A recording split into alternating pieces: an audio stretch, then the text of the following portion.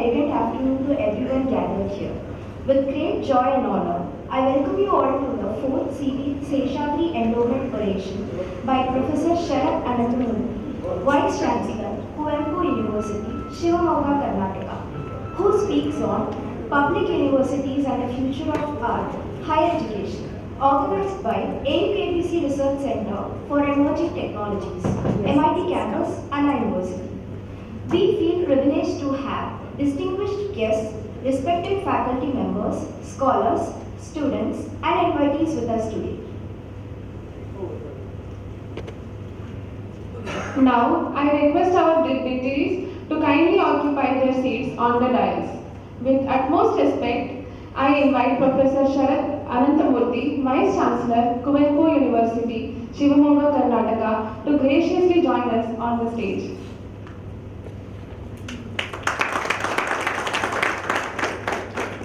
Thank you, sir. It is my privilege to warmly invite Dean MIT Professor B. Dhanashekhar. May I request you to kindly grace the dais?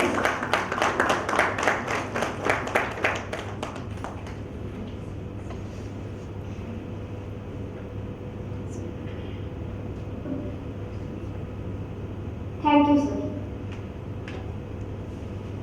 With great pleasure, I welcome Professor C. Krishnan, Convener CEG Endowment Committee, to kindly grace the dais. Thank you, sir. Dr. Ponsi R.K. Satyabama, Director AU-KBC Research Center, is not joining us today. Due to unavoidable circumstance, ma'am had to go to her native place.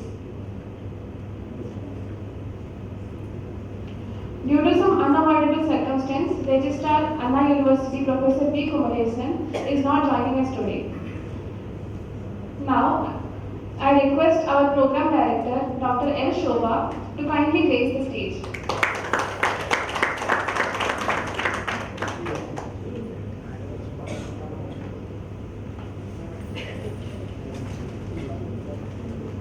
Thank you, ma'am.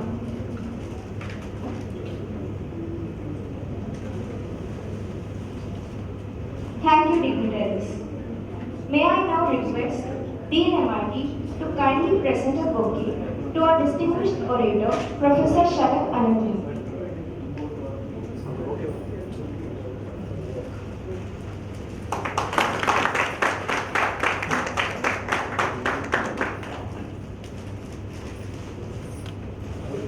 Now, I request our Program Director to kindly present a bouquet to Professor C. N. Krishnan.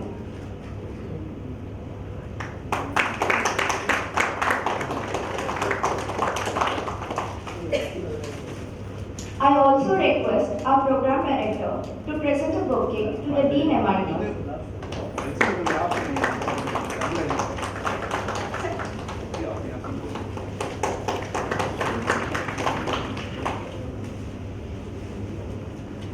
Now, I request everyone in the hall to please rise for Samantai Mantra.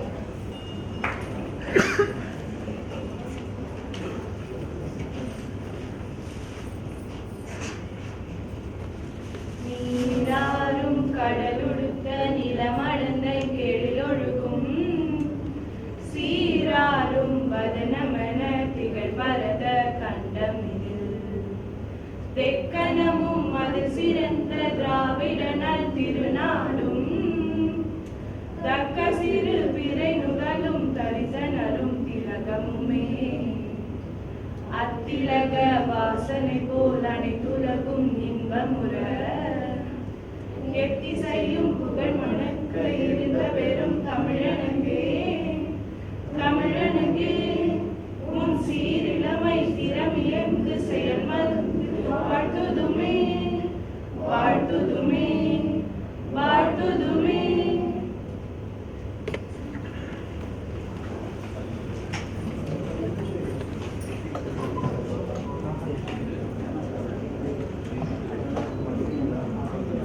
Let us begin the program. I now invite the Dean, Professor B. Dhanashekhar, MIT Campus, to deliver the welcome address.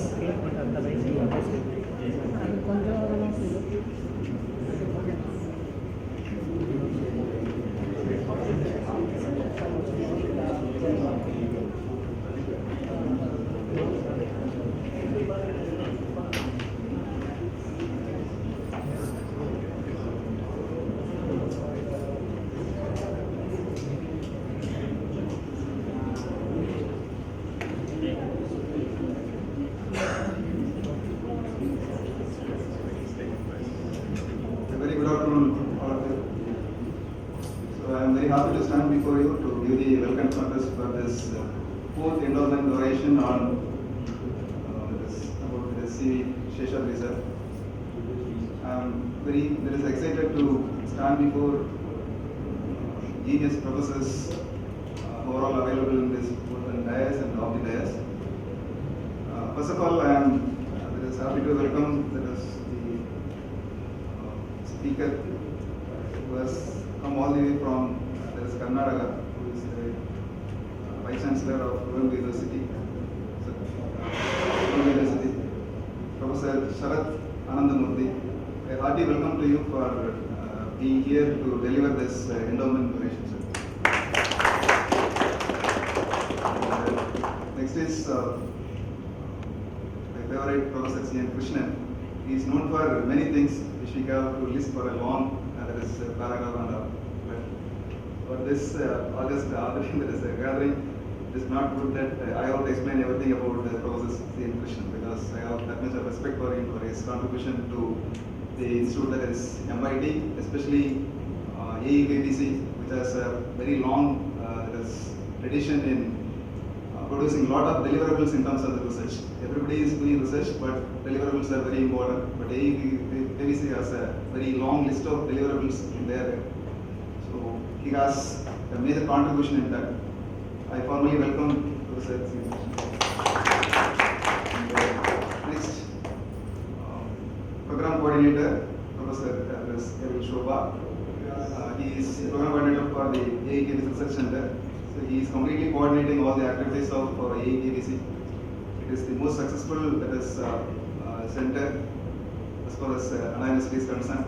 For MIT, it is the most preferred center for people who are doing actually research and their project works. So I am most heartily welcome for this man. Not only that, I have a lot of very genius professors in front of me. There is Professor Shekhar, former Dean of College of Engineering. Immediately after seeing him, I had a small shiver because he has assigned some work to me. I couldn't finish it. Even in this year, even after retirement, there is many years he has been actively participating in all kind of activities as far as this university is concerned. If there is good thing happens in the university campus, definitely we will be able to see him as either as playing some role in coordinating or even as a participant with a very kind heart and very smiling face. We will forget everything when we see him that is in front of us.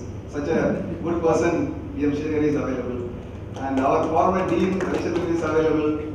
So he is known for guiding so many things, and I have learned a lot of things from him, especially the patience, how you should be very patient in front of others when they are triggering you. So that kind of person. I am very happy, sir. I am actually standing before you. I couldn't believe it. Then Professor Kanakasabhavati is there.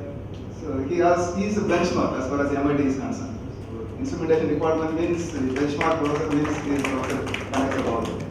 So I have been associated with him for a long period of time. So he has given a lot of advices for me also on seeing various occasions. So I am very happy, sir, to see you here. Then our former registrar, Professor J. Prakash, is available, and he is also a very motivating person as far as I am concerned. And other than that, there are many people available. I may not be knowing exactly by their names, but anyway, I am very sorry that I am not able to call you by your name. I am very happy to welcome you all on this very happy occasion of this fourth endowment lecture.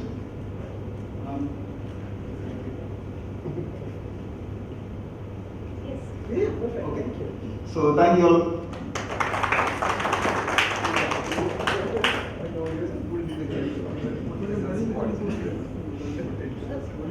Thank you, sir. I now call upon Dr. L. Shobha, Program Director, AU-KBC Research Center for Emerging Technologies, to speak about the endowment.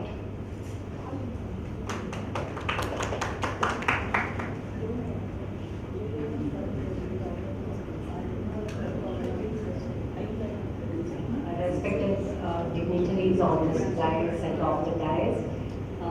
It's the same, I'm seeing the same faces for the last 3 endowments, and I'm we are so familiar with each other. So there is, I start, my job here is to talk about the CEG Seshadri Endowment. It's my honor for me to talk about the work of CEG Seshadri as well as the endowment that is existing in Anna University. Chetpat Venkata Subban Seshadri, popularly known among researchers as CEG Seshadri or CVS, was born in 1930 in Tuticorin in South India. He received his BSc Honours degree in chemistry from University of Madras, then a bachelor degree in chemical engineering from University of Bombay, UDCT. He did his doctoral work in Carnegie Mellon University, followed by a postdoctoral in Massachusetts Institute of Technology in Cambridge, USA. After his return to India in 1961, Dr. Seshadri served briefly as a faculty of chemical engineering in IIT Madras as well as in our organization AC Tech, Anna University. That time it was not with Anna University, before joining the chemical engineering department, IIT Kanpur. At IIT Kanpur, CTS served in various capacities as senior professor, HOD, dean, etc., and was considered one of the most pioneering teacher and researcher of the institute. A textbook on fluid dynamics, co-authored by him, served for long as the golden standard in the area. Professor Seshadri left IIT Kanpur and academia in 1974 and moved to the industry by becoming CEO of Kasturi Papers and Boards in Mysore to establish India's first folder yeast plant. He then moved to Madras and founded the Sri AMM Murugappa Chettiar Research Center in 1977, supported by the Murugappa Group, and continued as its director till his untimely demise in 1995. Professor Seshadri's work in IIT Kanpur was of highest academic level and was highly thought of by his students and colleagues, among whom counted Professor M. Ananthakrishnan, Professor C.N.R. Rao. Later at MCRC, he brought the same energy, enthusiasm and commitment to doing science and technology work directed at uplifting the lot of the poor. He designed, developed and deployed a range of technologies and products for improving the life of the poor, especially the fishermen and the farmers. His work extended over renewable sources of energy, bioconversion, search for new energy quality markers, foundational issue in science and traditional sciences and technologies of India. Even before the onset of technology and startups companies in our country, Dr. Seshadri showed how to build a complete chain from the concept to the product on the shelf through his work on algae and nutrition.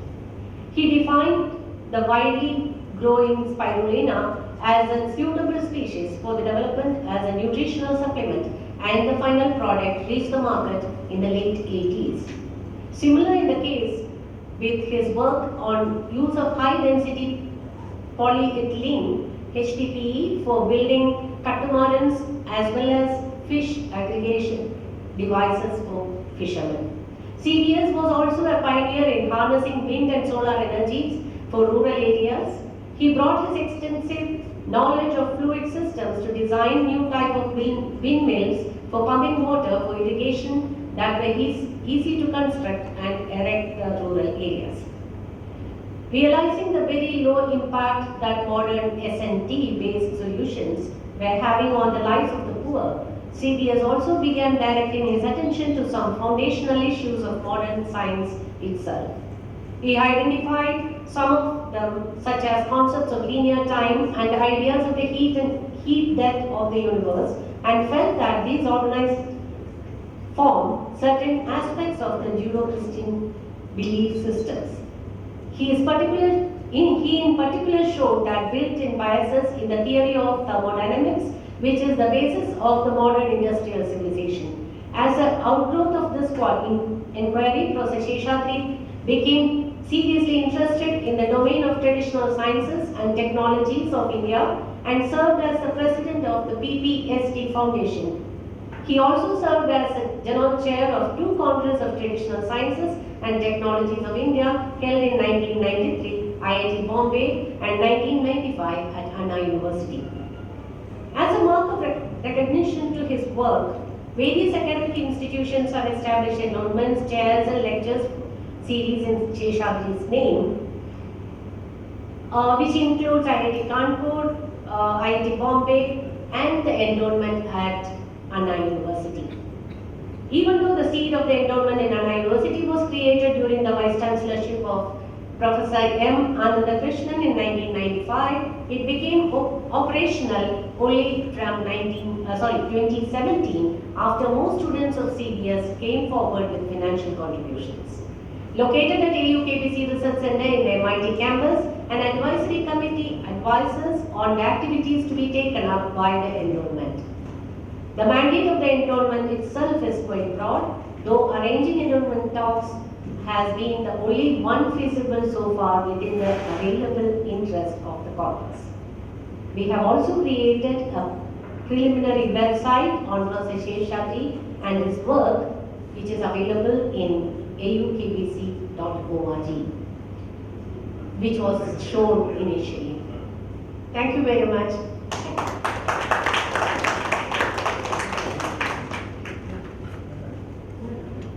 Thank you, ma'am. I now call upon Professor C.N. Krishnan, Convener, CBS Endowment Committee, to introduce our Chief Speaker.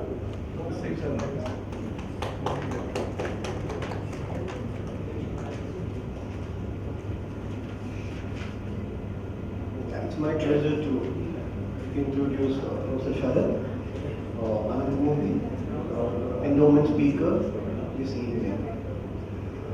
Professor Sharath Ananthamurthy is a Professor of Physics in the Central University of Hyderabad and is presently on deputation as Vice Chancellor to Kuvempu University. He had his education at IIT Kanpur, where he did his Masters in Physics, and followed by PhD in laser spectroscopy at the University of Iowa. And he came to India back and had postdoctoral work at IISc Bangalore and Indian Institute of Astrophysics Bangalore. His first job was Mysore University, after which he moved to Bangalore University. And from there he moved on to Hyderabad University, where he is presently there. He is an experimental physicist. He has all around been an experimental physicist. His earlier research has been on ion traps and laser cooling of ions. And he, along with the research group at Bangalore University, built from scratch the first low magnetic field penning trap in collaboration with the team in Germany. Professor Sharath's research interest has since moved on to use of optical tweezers to investigations in biological physics, and he has over years built different kinds of optical traps that he employs along with atomic force microscope to probe cells and bacteria. He has been funded very well by various agencies, and his work has led to over 100 research publications in reputed places. He is a recipient of Commonwealth Academic Fellowship, and he has collaborated experience in Germany, US, and UK. He spent a year visiting professor at the Imperial College in London. All through this, as I said, he is serious research. All through this, he did have a keen interest on interface between science and society, and has been contributing on that theme in different media.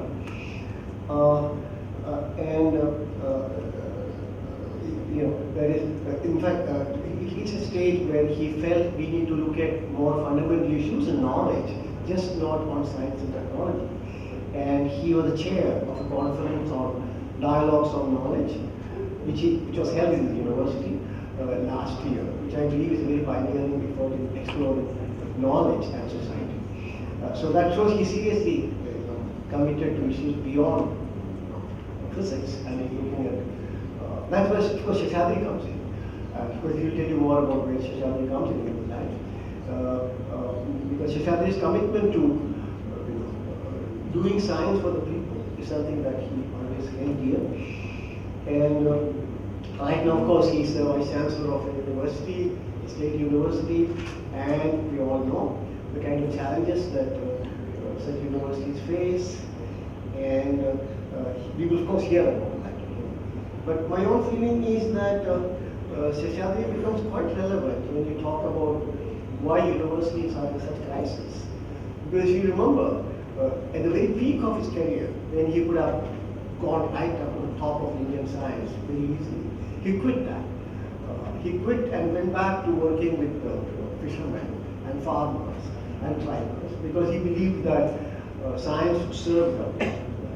So in a way, the very fact that he couldn't do all that within a university, he had to go set up MCRC in Taramani, very part of the problem of universities, that they aren't big enough to accommodate people like him, so that the strength of these institutions then start transforming our people. Right? So I think that's kind of interface of the person is also going to be talking about, so I don't want to say more about that. And I'm glad that you are here, Musa. Because it's not often that Vice Chancellor, somebody was saying, you don't even get to see Vice Chancellor. You say, yeah, right, you can see him. And he's also going to speak, he's also another area. So I'm thankful that you came forward to doing this. And we look forward to hearing you here as well as maybe keeping communication and conversation alive beyond this event. Thank you, Prof.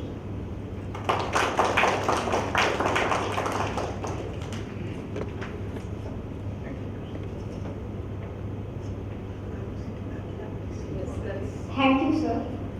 It is now time for the highlight of today's program, the 4th CEG Seshadri Endowment Oration. I now invite Professor Sharath Ananthamurthy, Vice Chancellor, Kuvempu University, Shivamogga, Karnataka, to deliver the oration topic, Public Universities and the Future of our Higher Education.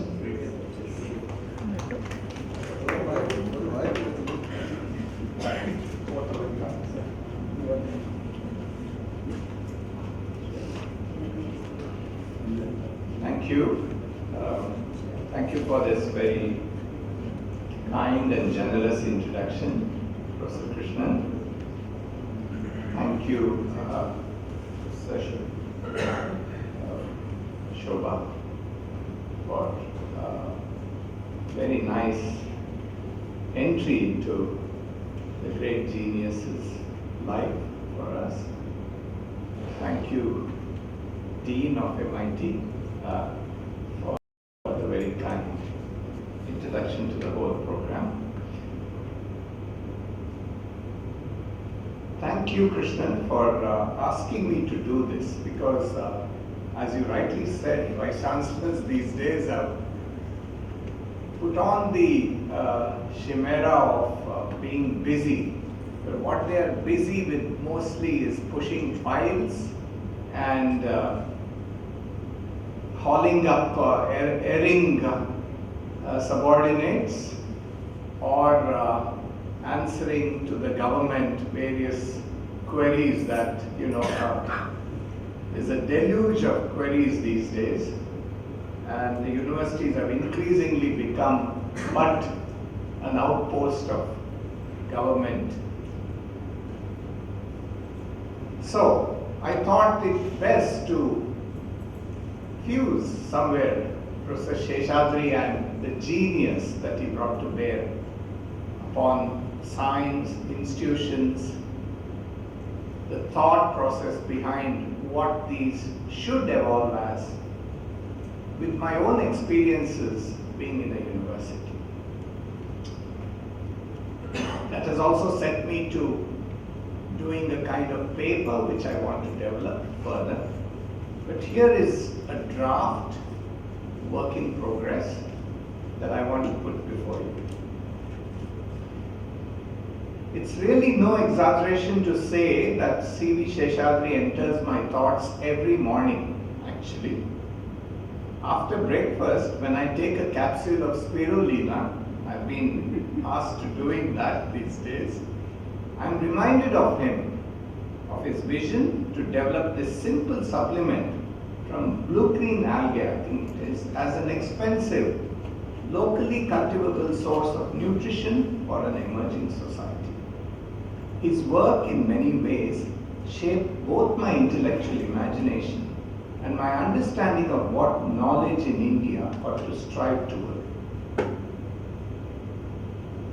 I first encountered Seshadri not in person, but through conversations during my student days at IIT Kanpur.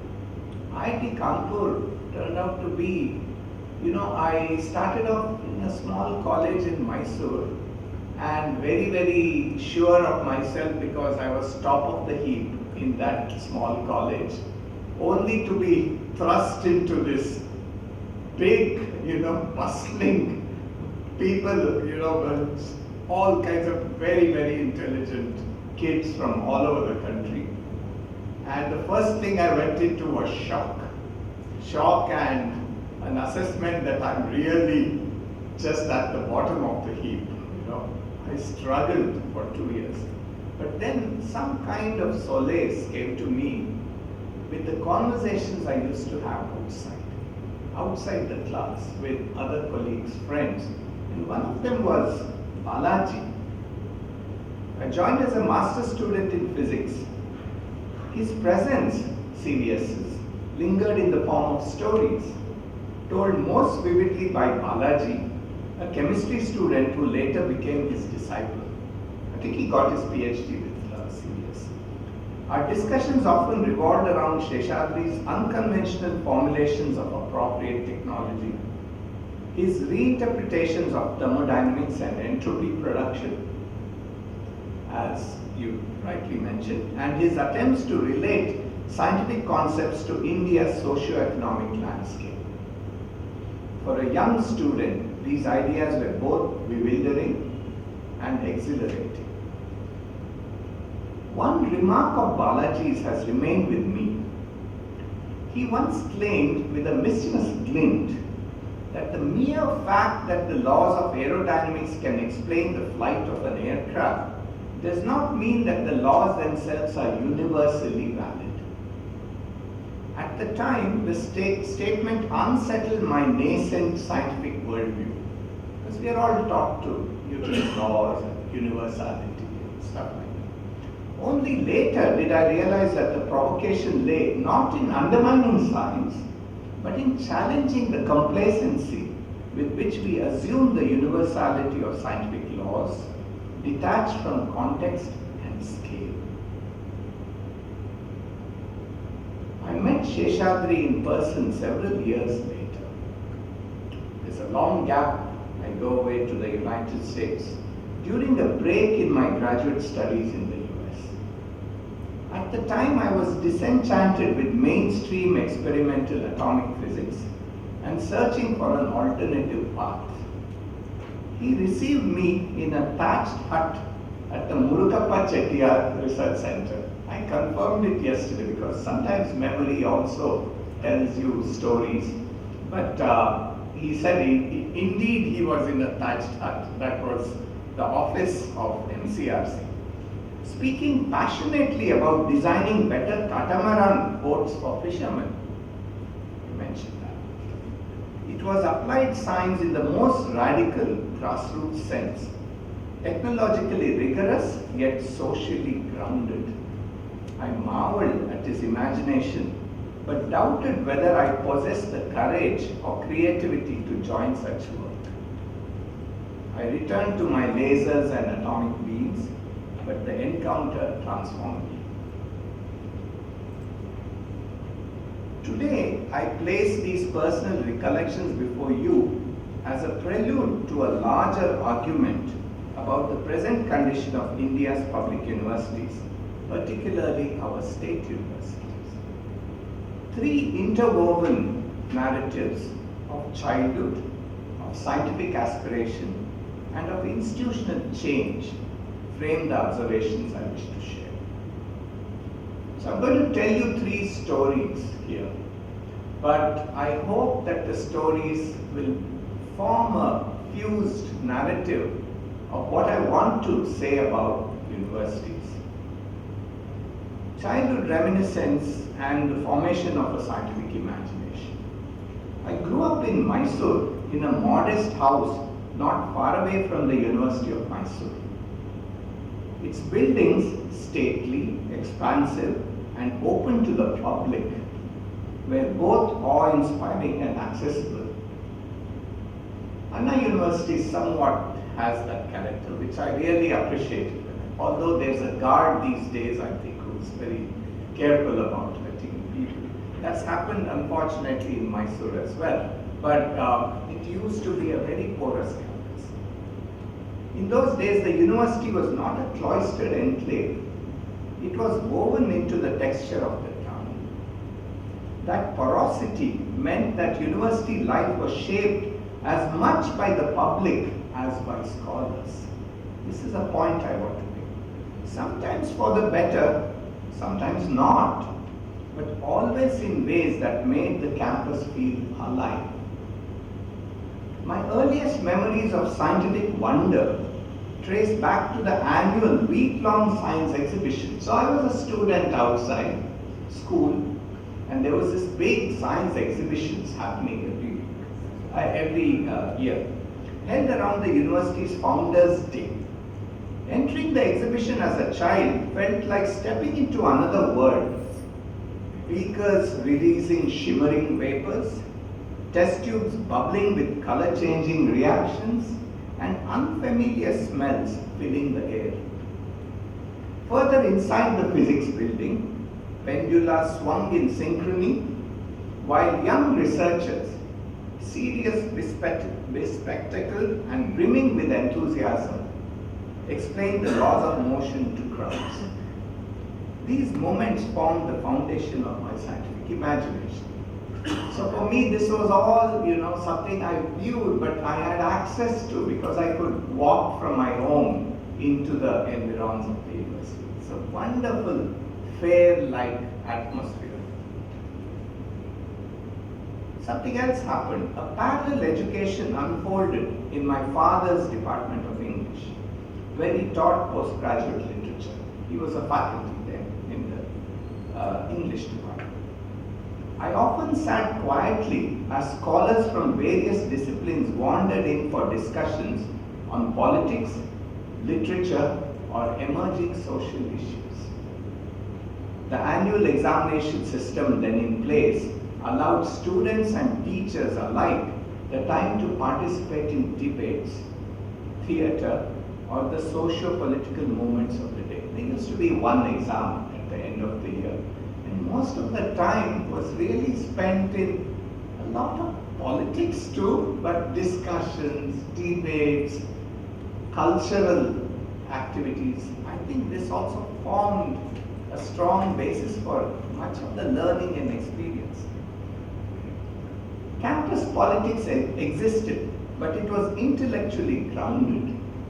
Socialist, Marxist, and Dalit student groups shaped discourse without the overt intervention of national parties or external financing. Still a time of innocence. The university, in retrospect, resembled a vibrant intellectual commons, porous, argumentative, and alive to the world. That atmosphere has unfortunately thinned over time. So this university's porosity allowed space for activists and ideas, builders from outside, to meaningfully intervene within the academic framework. This was not always with happy consequences. Sometimes it would spill over into big fights and so on. But in the end, there was something good happening. There was something good happening in the sense that the outside had a feeling of the university belonging to them. And that has today fissured. Early research landscapes and the fissures in Indian scientific development. Now I want to trace what is happening in research and how it has sort of evolved over time. So I put before you another story. I want to try here and build an account of the path of research in university systems through an illustration. The divergent visions of Homi Bhabha and Meghnad Saha, which I'm sure a lot of you are aware of. Bhabha was a more elite, he was for elite institutions, centers of excellence, removed from the mundane requirements of the university, teaching, grading and so on, and just pure research for very, very, accomplished individuals. The divergent views of Homi Bhabha and Meghnad Saha foreshadowed many of the structural tensions that continue to shape Indian science today. Bhabha, favored by Nehru, built elite institutions, atomic research centers, and the TIFR, the Tata Institute of Fundamental Research, anchored in a model of excellence removed from the university system. Saha, by contrast, emphasized the imperative of rooting scientific research in public universities. He was at Kolkata and entered politics even to strengthen that democratic vision. So Saha continued to be a man rooted in the people. For several decades after independence, universities like Madras, Mysore, Allahabad, Patna, Kolkata, Rajasthan housed thriving research cultures. Eminent scholars defined the intellectual reputation of departments. Modest UGC grants enabled innovative centers of research, and disciplinary structures, though sometimes restrictive, nonetheless fostered genuine scientific inquiry. Something was happening, although at a small scale. People built traditions, built research programs, mentored younger people who went to move on, but unfortunately sometimes this mentoring turned out not to people, other universities, but to fill up with your own kind, positions there. The decline began in the late 1970s and early 1980s when research talent increasingly migrated to newly established national labs and IITs. Universities, once the primary sites of knowledge production, became increasingly hollow-out. To illustrate the promises and perils of this shift, it is useful to consider the phenomenon of scientific donations. The transfer of expensive frontier equipment from Western laboratories to institutions in less developed countries. If you remember, some of us who come from that era, there was a lot of these programs where France or the US or Japan would hand me down some piece of very expensive equipment that we could ill afford and train a few people. IIT Kanpur's earlier research was built on that, but it took off in very meaningful ways. But this didn't happen in a lot of other places. Often undertaken with altruistic intent, let us help them build capacity in a very Uncle Sam way. These donations sometimes functioned as a way for advanced laboratories to discard outdated equipment. This dynamic is captured powerfully in one particular example, the cyclotron at Punjab University. The cyclotron, scientific aspiration and institutional fragility. I don't know how many of you have seen this film made by Janhavi Palke. She's a historian of science. She's the director of the Science Museums currently in Bangalore. A global science museum. There are other branches in Dublin and in London, and one is in Bangalore. I have a problem with that kind of globalizing science museums, but she's a very accomplished director, and so she's made a documentary. Janhavi Palke's documentary Cyclotron. It used to be on YouTube, but now it's been removed. But there's a lot of discussions around cyclotron and the making of the film. So let me just explain that. Janhavi's documentary Cyclotron offers a poignant account of a particle accelerator transported from Rochester and reconstructed at Punjab University. The film serves both as an archival record and a meditation on the fragility of scientific ecosystems in India. The cyclotron story reveals the enormous challenges of sustaining advanced research infrastructure in the absence of consistent technical expertise. even the most generous scientific gifts falter without institutions capable of maintaining them. Consequently, the cyclotron becomes emblematic of a broader structural limitation, the inability of many post-colonial institutions to build long-term ecosystems of knowledge. Yet the film's greatest poignancy lies in its portrayal of the technicians who tended the machine for decades. It's a beautiful story. If you see it, it shows the lives of these people who built their whole careers around maintaining this. Also did puja to that. This is the Indian ecosystem where you own the machine by becoming intimate with it. Their deep tacit knowledge acquired through years of practice proved difficult to redeploy after the machine was decommissioned. Their displacement exemplifies a recurring failure of Indian institutions, the neglect of the human infrastructure essential for knowledge production.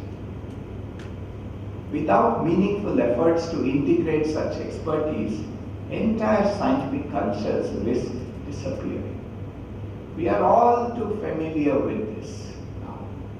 You set up a center for excellence. These days you don't even build these machines. There was a tradition in India where professors didn't publish a whole lot. If you go to the Indian Institute of Science of 20, 30 years ago, they built stuff. And pedagogically this became very useful because the students then knew the innards of those machines, not just use it in the most instrumental sense as a device to accomplish something, which is how modern science is often progressing. You could build it. And when you learn to build something, you really own the piece of equipment. And hopefully it takes you to the next step of innovating on it. But today that's not happening. You can pick things off the shelf. You don't even know how it works.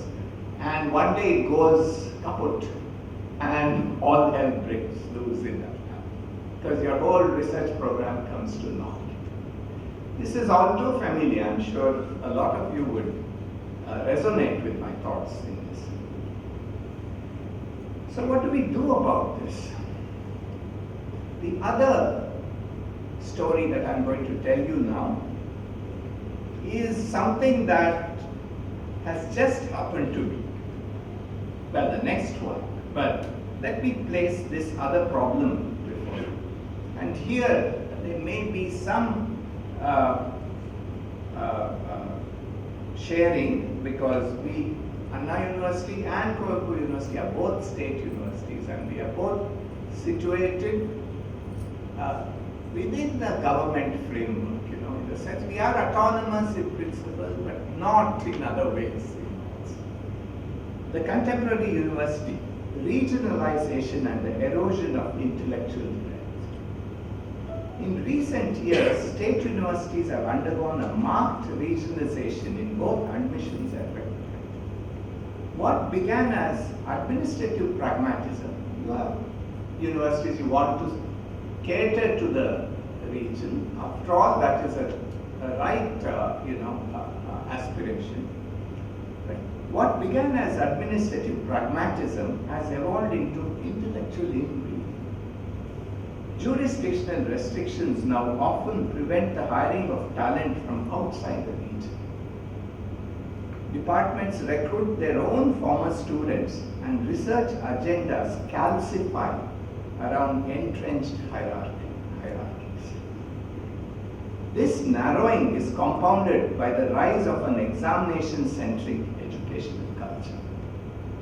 Classrooms increasingly train students in the techniques of answer writing rather than cultivating curiosity, analytical reasoning or critical engagement. Under these conditions, the university risks becoming little more than an assessment apparatus, which at least my university is the registrar of evaluation or the controller becomes an omnipresent and omnipotent person. Not in Hyderabad. Luckily, we still have a very decentralized system. And that allows space for discussion, debate, other things, informal evaluations. This is a very hot thing that I want to do. Ideology, contestation, and the shrinking intellectual space of the university.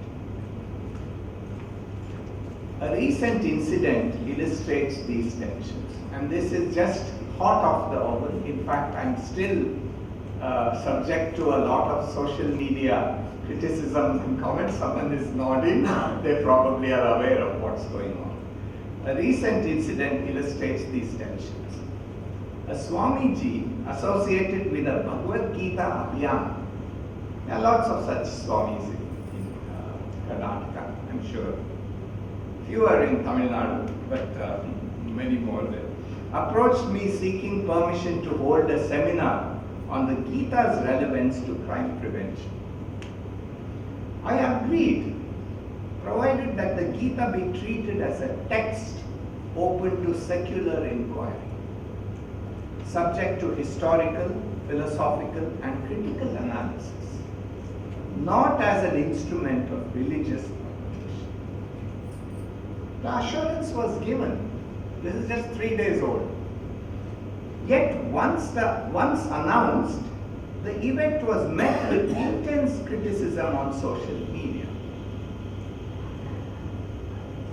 For some of you who don't know, I also happen to be the son of a reasonably illustrious writer in my language and also across India.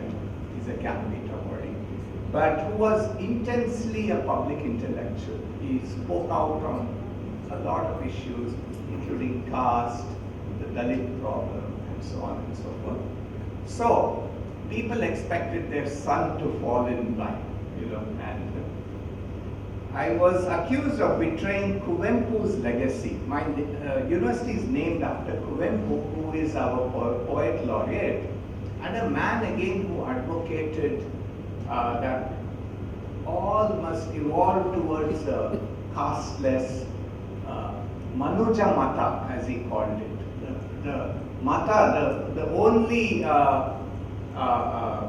community is the community of humans and a casteless society. Very, in a kind of, he was also later influenced by Ramakrishna Paramahamsa. And so that kind of spiritual unification is what he saw.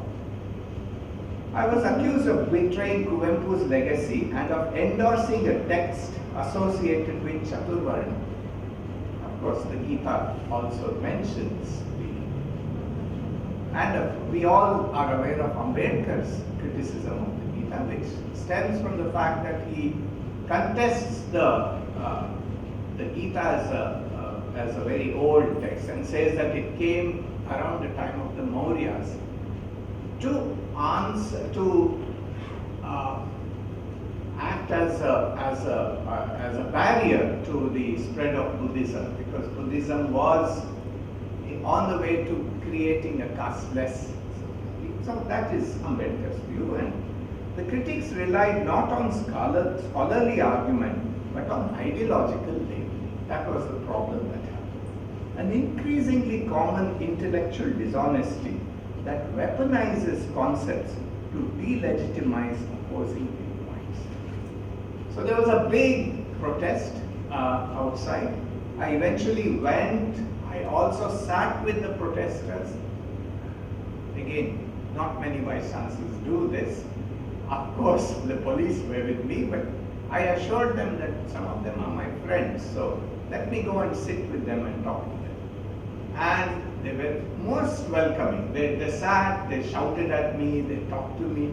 But this is what we need to do. We need to bring back dialoguing in universities and not banning programs just because, unless the program preaches secession or something which is not allowed under the Constitution. In my inaugural remarks in that function with the Swamiji, I invoked a familiar warning from scientific practice, the dangers of cherry-picking evidence. I argued that if the Gita were to be discussed, it must be engaged in its entirety, including its complex political and ethical dimensions. Above all, I insisted that the university must restore its identity as a space for the clash of ideas, where disagreement is rigorous yet respectful. If universities suppress viewpoints merely because they are unfashionable or controversial, students will turn instead to the polarized worlds of WhatsApp universities and sensationalist and toxic television debates. Places where democratic deliberation is replaced by vulgarized polarization. It's not that our young are not interested in these ideas. It's that the universities have stopped being a space for them to explore, seemingly divergent views, but in a framework that allows for respectful discourse and disagreement. When you cease to doing that and make the university merely a factory to producing graduates who are non-questioning, there is a hunger of inquiry that comes into it. Where do they go? They go to dangerous and dubious sources. So my bottom line is, let's not plan anything. Let's regulate debate and discourse, but they need to find back their way into university spaces.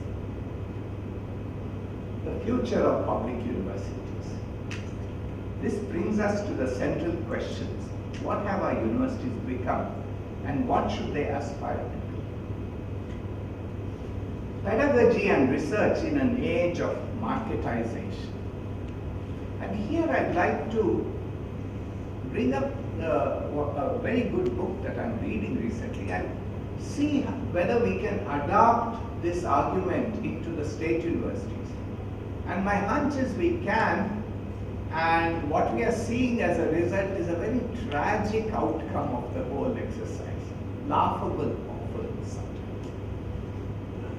Peter Fleming's Dark Academia, How Universities Die, I hope a few of you are familiar with it, offers a stark diagnosis. Please read that book. It's a very, very persuasive. He argues that universities have become zombie institutions, performing the outward rituals of academia while hollowed out by market logic. A regime of toxic professionalism, that's what he talks about. Toxic professionalism has emerged, characterized by performative overwork, the American model, hyper competition, and a fetishization of metrics, H index. Academic value is increasingly reduced to quantifiable outputs, publications, citations, grants, while genuine teaching and intellectual engagement recede into the background. Nobody cares about a teacher these days. Administrative expansion has become the true engine of the university, imposing compliance regimes that suffocate academic creativity. Contractual hiring and non-replacement of retiring faculty further erode pedagogical continuity. In my university, we are 20% faculty. 80% are the so-called guest faculty. They're not even treated as guests, they're treated as our vassals. With no rights, no pension benefits, no service build-up, and we can't even keep them for a year because the court says that that will enable them to ask for permanent hiring. So 10 months, throw them out, hire them back in. These are the people running our universities. Guest faculty contraction. Even public universities are encouraged to behave like brands, competing for customers rather than institutions cultivating knowledge. These trends have had particularly severe consequences in semi-rural state universities, such as the one I currently serve. Many of our students come from farming and laboring families. Even modest increases in admission fees, necessitated by drastic cuts in government funding. Every month my minister calls me and says, "What are your sources of revenue?" When I go to ask him, "Please release our pension funds," because the pension has to come from government for the old pension scheme. I am answered back by, "How are you generating your revenue? Give a few buildings for rent. We are in a forest, We are one of the most beautiful campuses, by the way. I welcome all of you to visit me. But no revenue generation there. We should charge for viewing animals, but that belongs to the forest department. Even modest increases in admission fee, necessitated by drastic cuts in government funding, have led to student dropouts. The attempt to graft corporate logics into socio-economically vulnerable populations produces not modernization, but exclusion. So, this is really what I have to say in a capsule. There were other remarks I wanted to make on this emphasis on translational research, the so-called introduction of the so-called Indian knowledge systems, and of course the elephant in the room, which is really the presence of AI. But this is really beyond the particularity of state universities, because these are all things that all universities today are. But let me try and see how this is contextualized in our own. When it comes to translational research, I'm again reminded of CBS. And when it comes to Indian knowledge systems, so how dearly I wish today that Professor Seshadri was there to re-steer the course of this Indian knowledge system. Because what I feel is happening is there is a certain attempt at a narrative to make Indian knowledge systems as merely what is handed down by Vedic knowledge. Whereas India and Indian civilization consisting of so much diversity, a more appropriate thing would have been to talk about indigenous knowledge, people's knowledge, which, in various forms, in various places has taken different shapes, especially in applied sciences. And here, Professor CVS had very, very curious and interesting things.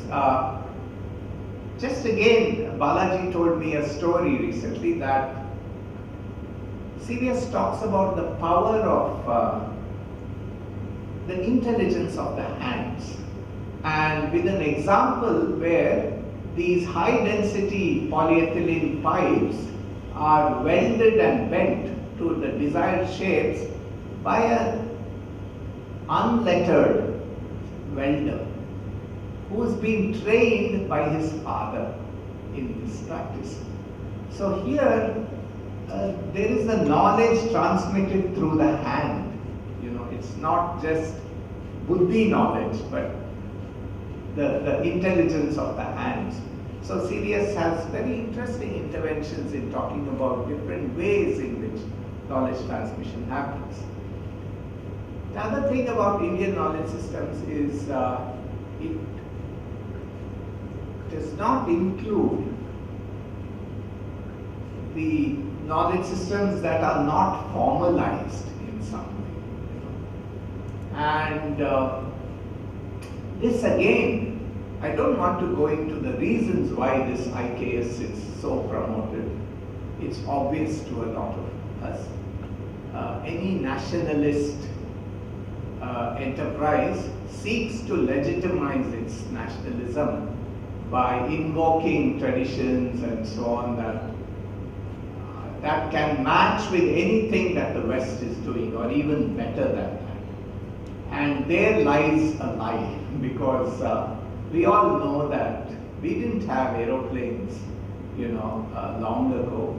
Even that paper that comes out claiming that the Pushpaka Vimana is a real flying machine turned out to be a 20th century hoax as it was exposed. So, while Da Vinci imagined the flying machine, but he did not realize it. It took the Wright brothers to really fly.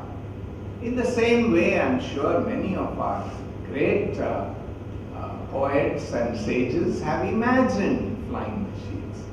And kudos to their imagination. But to say that this has led to a workable system makes us look very funny in the eyes of others, is all I can say. Translational research. Here again, I think,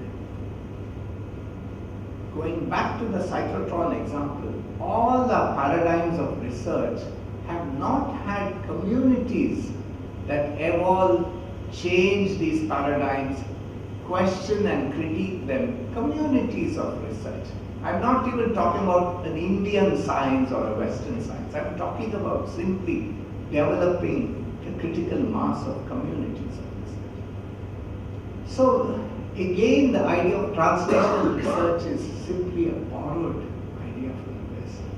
And often it has very funny consequences that, when we talk about socially useful research, we are doing something that helps us tick the boxes, but that socially useful research hasn't really percolated to the society.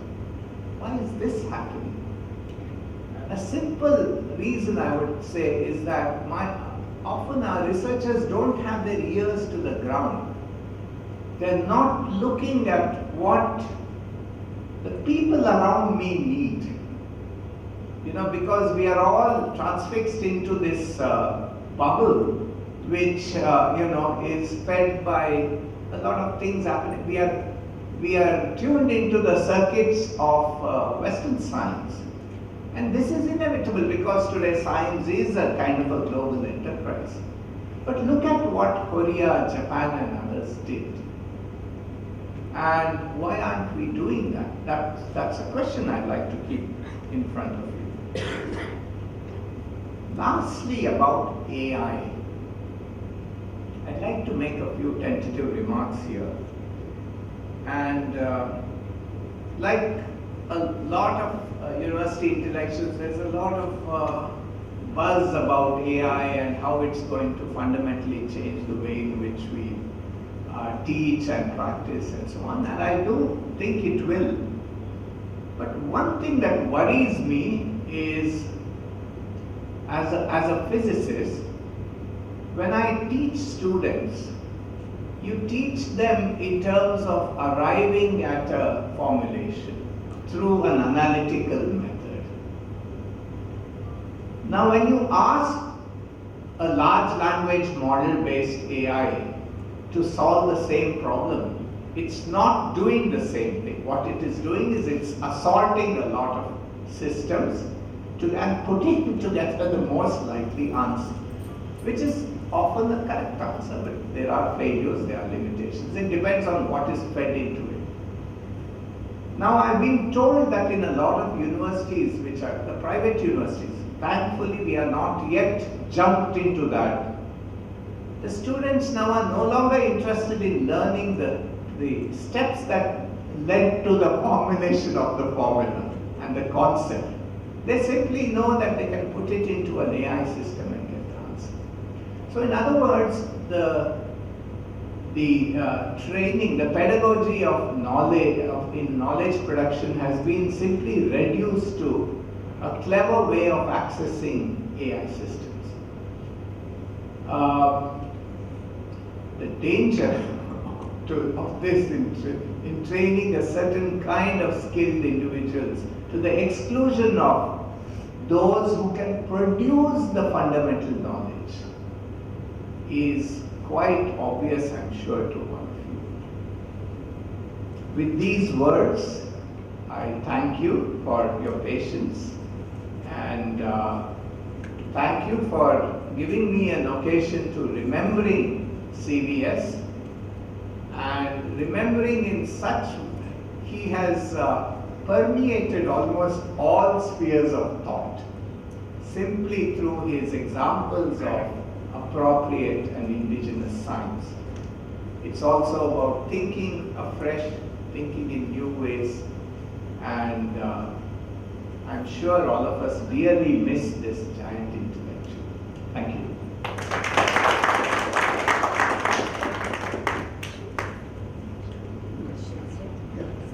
Questions? Is there any questions or queries you want to ask? Yeah, we can open this to discussion because I think I've ended fairly.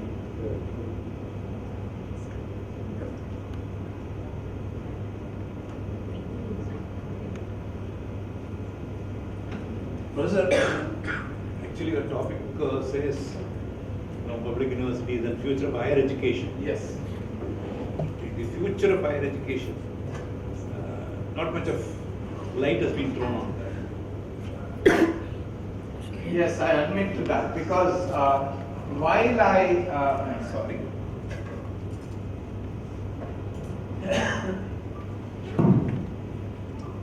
While I wanted to hazard a guess on that,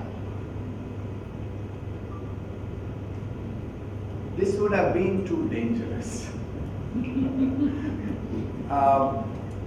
My own hunch, sir, is that public universities as we know them are going to wither away. Because public universities run on government funding. They are public by nature. They cannot be funded through CSRs or, there are all kinds of issues. The second thing is public universities are mandated to follow the reservation system. In fact, in my opinion, if you ask me, we should today mandate private universities to take up reservations. Because don't they have a commitment to social inclusion? Just because you are not receiving money from the government doesn't mean that you can ignore this very. So public universities are the only places where communities across the broad landscape of India can receive an education. And if these go away, and there are signs, at least in my state, that they will, because let me say here, I'm a vice chancellor and I come from a public university, but without naming anyone, many people in the political scene controlling these universities are themselves in a state of conflict of interest because they are the owners of large private universities or institutions. So how can one expect that these are the people who are going to then come and support the cause of public universities? And their language is increasingly a language of free market economy. They are all fed into this thing that this is how, I think this somewhere started by Kapil Sibal. If I'm not wrong, this is the beginning of the shift in even the language of how we address education as not as a public good, but more in terms of a commodity. And I think also we are increasingly seeing the rise of private universities. I'm not so sure that private universities are going to be the sites of knowledge creation. They'll be the sites of some kind of knowledge production which is more applied. But today AI and AI systems can handle a lot of these applied things. In fact, someone tells me that in about 10 years there will be no doctors. Now that could be an exaggerated claim, but already we can see a lot of surgery and diagnosis are being robotized and mechanized. But there will still be space for fundamental knowledge. Because what feeds the AI systems, but the requirement of people who do mathematics, physics, fundamental biology, the knowledge, people who are creating knowledge through empiricism, through looking at the world as it is out there, may be assisted by AI, but nonetheless not replaced by AI. So I think there's a shrinking space for this knowledge creation, because this can happen only in universities that are disinterested about commerce.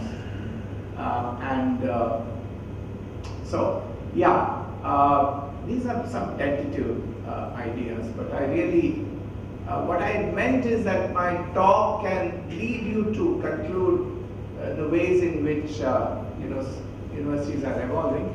And in my opinion, it doesn't bode very well for public universities. Also, look at the reluctance in hiring, sir. I don't know about Tamil Nadu, but in Karnataka, for 2007 was the last recruitment drive in universities, and more recently one university. But that university's recruitment is full of issues, because that turned into a commercial venture. I don't need to elaborate on what kind of commercial venture. So therefore it was encouraged. So if that's the only way we are going to hire, what kind of quality are we going to hire? Is it not possible for you to hold a dialogue with the government? Obviously, many of the appointments at the Vice Chancellor levels are done by the government. So just as you underscored the importance of dialogue within the university, your funding crunch is what you spoke about just now, saying that when you go and ask for funds, they're asking you what are your source of funds, and our spending on R&D is also just barely 0.5, 0.6%. 0.3 as it turns out to be. Yes, 0.6, you're right. 0.6. Yeah. It's less than 1%. Correct. So what is it that from your end as Vice Chancellors you could do? I mean, you are seeing the decline of public universities. Very nice question, madam. Here again, I beg your indulgence in going a little personal. Not all Vice Chancellors have been appointed the way I was appointed. I was appointed through negotiating a court case. I was shortlisted in Mysore University completely by surprise. I had sent my Vice Chancellor's application through the post. The Principal Secretary of Higher Education happened to be a tough, firm lady, so she disqualified half of the people because they had inquiries and other things, and took only the qualified list and shortlisted them. Then someone went to court, and the court, instead of reappointing in the right way, redid the whole process, and that had no assent from the governor. So I checkmated them in court. I brought a stay to that appointment, and then the stay was vacated again through ways best not mentioned here. And the Honorable Governor realized that they were on a very weak wicket. And so they hurriedly appointed me. I was also shortlisted in Kuvempu University. So they said, get out of our hair from Mysore, we'll give you a vice chancellorship. I'm just talking about the general trend, no offense meant, but I'm just talking about the general trend of, at your level, can you know, I mean, Yes. your level as in the vice chancellors. No, I've actually answered you. The problem is most vice chancellors are not in a position to go and sit across the table and demand such things because their positions are compromised. They are in a highly compromised position, and so their words have no value really. They have no value also with a government that pays no heed to anyway public education. But we are trying to earn our money. So the two things that I'm trying to do is cut expenses. So we can go completely solar. I'm doing that now because if we go solar, we can feed to the grid and actually not only get our electric bills to zero, but also earn some revenue. The second thing is, and this is again an ironical thing, thank you for asking me this, is the revival of this distance education. Now, distance education program, or the correspondence course as it used to be called, was Kuvempu University was all India famous for being one of the first to have started this. This was the brainchild of a registrar there, extremely a Chanakya type person. Actually, he came, the government brought him to fix problems and he fixed the problems. The poor chap passed away from bone cancer. But he's so revered that we have a park now named after Mr. Pandey. Pandey made Kuvempu University a cash cow. But it was with disastrous consequences because when an institution gets very rich very suddenly, there is a bubble there waiting to burst. And it surely burst in very bad ways. There was a lot of corruption, a lot of people within the system just put their hands into the flowing river and made took some water out of it. But the government then saw it as a very good excuse to completely shut this down and give exclusive monopoly to one open university, as they call it, Karnataka State Open University, again with disastrous consequences. Now they have realized their folly and want to, but it's put in letter in the Universities Act. So now they have amended the Universities Act, but it's waiting for the Honorable Governor's assent, which is never going to happen. So we are really in a limbo. We are in a limbo because that may be a good source of revenue, but that said, madam, I think even the idea of distance education has to be rethought. Now, some of my colleagues are basking in the old glory and they say, oh, let distance come back, all our problems are going to be solved. I'm not so sure because the concept of distance itself has moved on. It's no longer lecture notes and sitting in classes. There is micro-credentials. There are all kinds of ways in which today people are fashioning their degrees. So unless we adapt to that, open learning and micro-credential based courses, getting back distance, we can't hope for the past glory to come back. But I'm having a hard time convincing my colleagues. One thing I do is I regularly talk to all my faculty. My office is open to students, to faculty. They come and consult me on matters which are also academic, personal. I write recommendations. So I keep myself busy that way. But I don't think we'll have to refashion and reconceptualize distance if at all permission is given to us. Yes, but there are ways. There are ways. We can also get into certain niche areas to offer certification courses. One of them is wildlife management. I was told that there's a lot of demand for management approaches in wildlife. And if we did that, we may earn some moolah. So, we're thinking of all those. But I find this a bit tragic, actually. Yeah, thank you.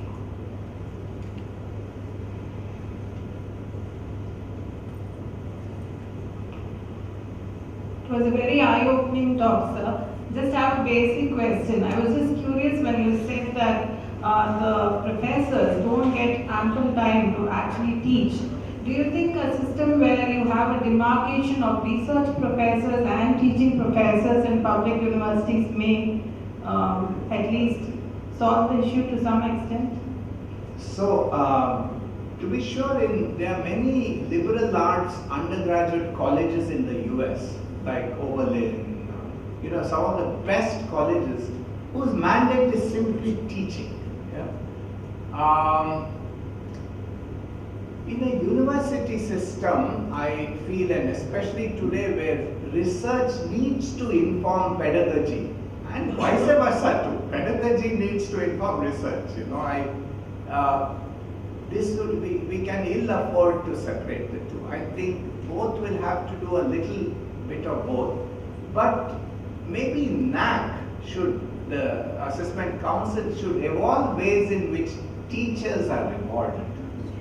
Because right now it's almost the exclusive production of papers and notching up edge indices, citations. So yes, I think, but I think I'm not for pure separation. Not at least at the advanced levels, because today knowledge is very fluid. What is yesterday's research paper becomes textbook material tomorrow. And especially in biological sciences, so much is changing at such a rapid pace. You can't be stuck in the good old notes of 10 years ago. You also have to evolve as a teacher, and that has to be informed by the research you do. So,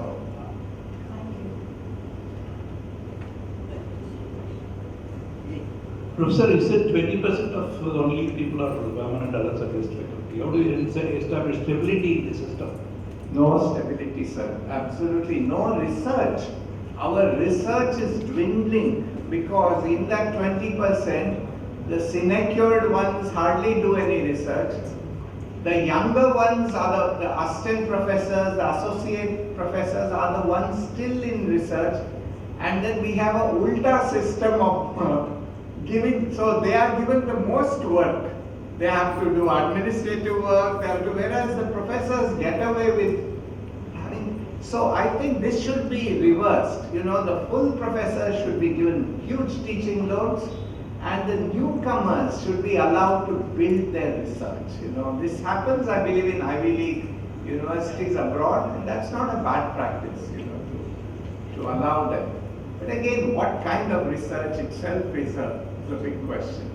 I feel there we need to be thinking more serious. What kind of research do we really want to push? Is it just the same things that second quality that we are pushing in India, or can we reinvent new paradigms, new areas of focus? I think that can be done, and we should be doing that. One question. In the future, do you think that public universities can do research? In the future, because of Public universities ought to be doing research. No, but with the kind of the government merely shutting out research funding for state universities. It's obvious. They rather give money to IITs than to state universities. Right. What's your idea? Yes, you're absolutely right, and there's also a worsening ecosystem.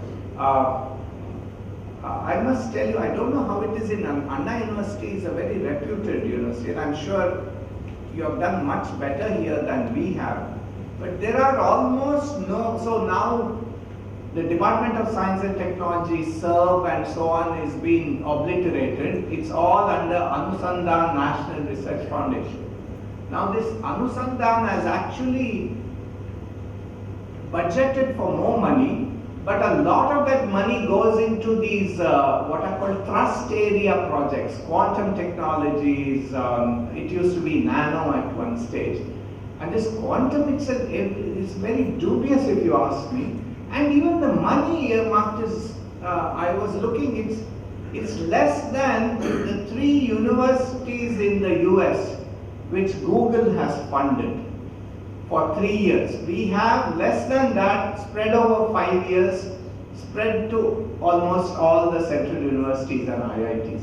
Now that's not even, so we haven't put our money where our mouth is, in that sense. In one sense, as you said, quantum technology thing, I was just looking at it, and I think we have given 5,000 crores.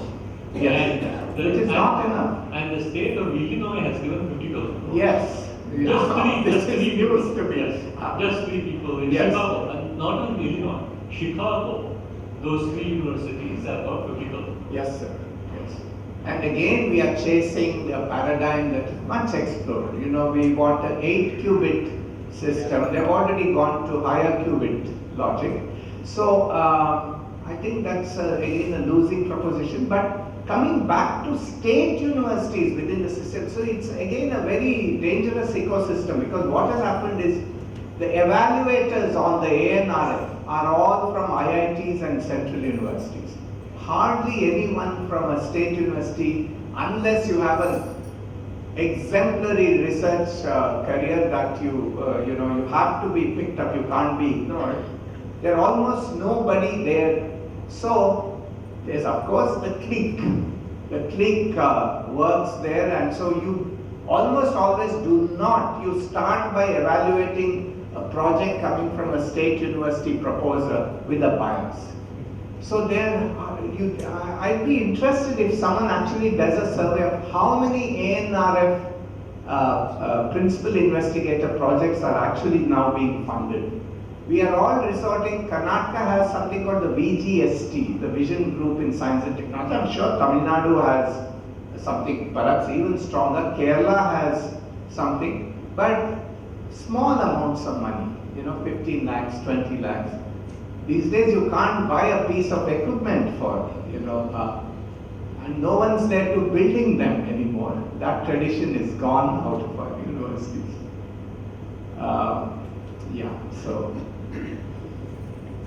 Sorry to cut such a bleak scenario, but let's try and remember CBS and see how we could bring his, extremely visionary, futuristic vision back into the space of our imagination.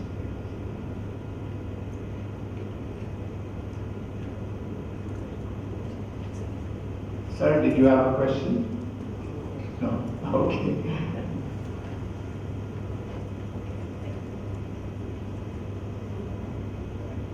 Thank you so much, sir.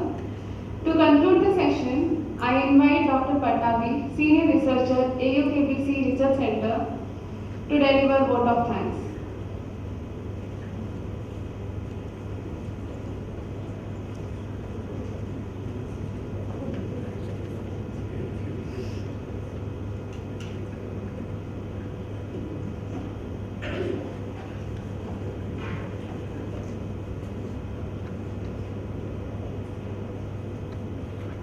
Good evening, everyone.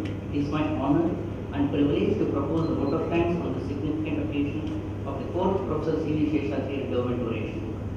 First and foremost, I extend our deep gratitude to our esteemed speaker, Professor Sharath Ananthamurthy, for delivering such an insightful and thought-provoking lecture.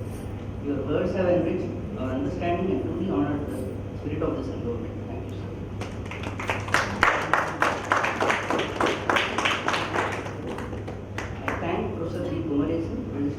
University for all the support in organizing this event.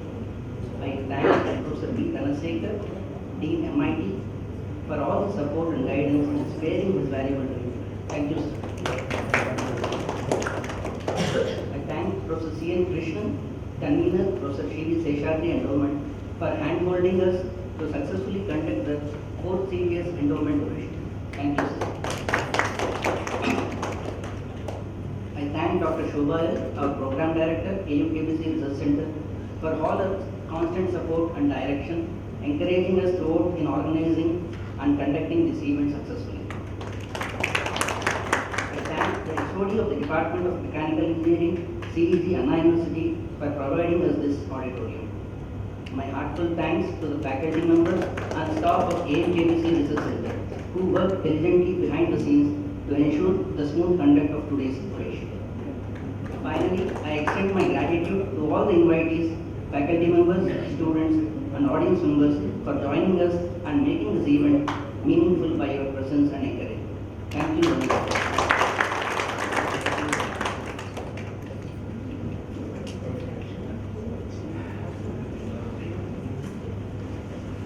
Thank you, sir. Now I request you all to stand up for the national anthem.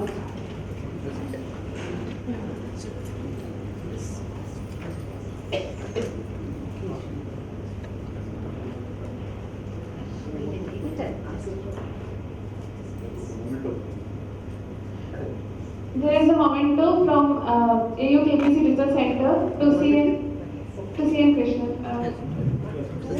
Sorry. I'm sorry. I'm extremely sorry.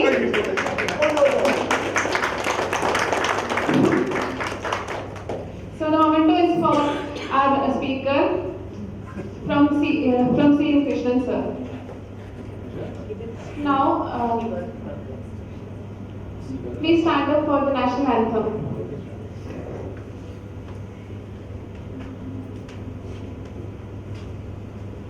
Jana Gana Mana अधिनायक जय हे भारत भाग्य विधाता पंजाब सिंध गुजरात मराठा द्राविड उत्कल बंगा विंध्य हिमाचल यमुना गंगा उच्चल जलधि तरंगा तव शुभ नामे जागे तव शुभाशिष मागे गाहे तव जय गाथा जनगण मंगल नायक जय हे भारत भाग्य विधाता जय हे जय हे जय हे जय जय जय जय हे.